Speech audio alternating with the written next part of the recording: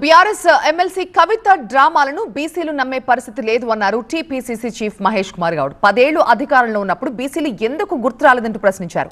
అధికారం పోయాక కవితకి ఇప్పుడు బీసీలు గుర్తొచ్చారంటూ సెటైర్లు వేశారు.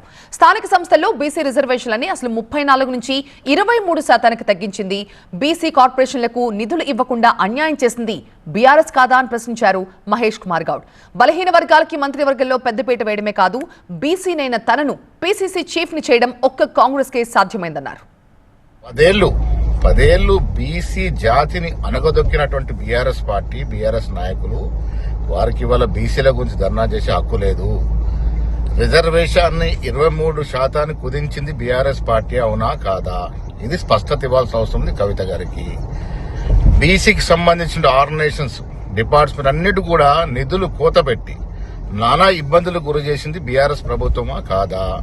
ఇది స్పష్టత ఇవ్వాల్సిన అవసరం ఉన్నది. క్యాన్వా అనే ఫ్రీ టూల్ని యూజ్ చేసుకుని ఎటువంటి డిజైన్ అయినా మనమైతే సింపుల్గా చేసుకోవచ్చు. అది ఎలాగో నేర్చుకుందాం అనుకుంటున్నారా? అయితే ఫ్రీడమ్ యాప్ని డౌన్లోడ్ చేసుకోండి.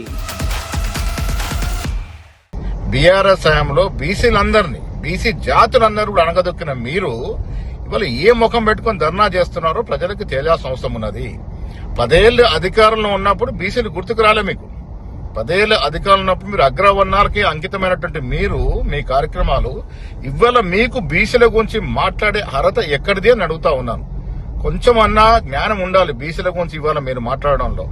ఒకప్పుడు అధికారం ఉన్నప్పుడు బీసీలంతా అనగదొక్కి బీసీ జాతుల్ని కనుమరుగు చేసిన మీరు ఇవాళ బీసీల కోసం ఏదో చేస్తాము అన్నటువంటి చెప్పడం మాటల్ని ప్రజలు నమ్మే పరిస్థితి లేరు.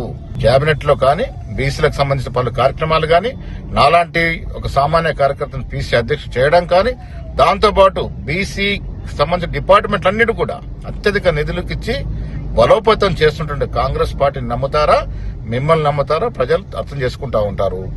10 ఏళ్లు మీరు బీసీలందరినీ కూడా అనగదొక్కి ఇయ్యాల కపట ప్రేమ, మొసలి కన్నీరు కారుస్తా ఉంటే ప్రజలు నమ్మే పరిస్థితి లేరమ్మా.